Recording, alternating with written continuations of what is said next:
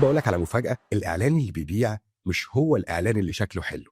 الاعلان اللي بيبيع هو الاعلان اللي بيعلق في دماغ العميل بتاعك. اكيد انت مريت بالموقف ده في يوم.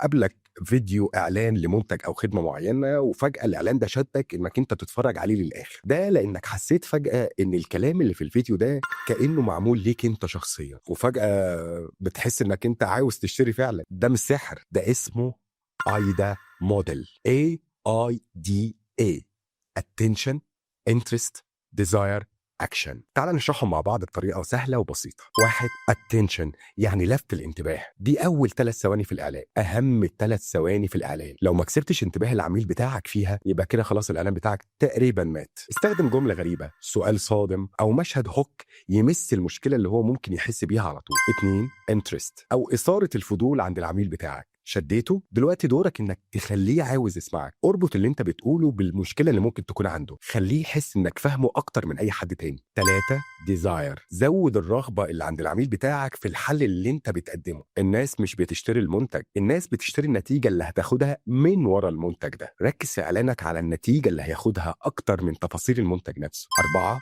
اكشن. دلوقتي فهمه هو هيعمل ايه بالظبط عشان يشتري. قول له بوضوح: احجز، اشتري، كلمنا، شوف التفاصيل. المهم خد منه كول تو اكشن واضح. لو ما قلتلوش المفروض يعمل ايه دلوقتي، هو مش هيعمل اي حاجه خالص. وفقا لتقرير من هاب سبوت، الاعلانات اللي فيها كول تو اكشن واضح بتحقق معدل تحويل او كونفرجن اعلى بنسبه 90%. قول لي في الكومنتات كده بصراحه، هل اعلانك بيمشي مع العميل في الرحله دي، ولا بتقول له اشتري كده وخلاص؟ هشوف ردك في الكومنتات.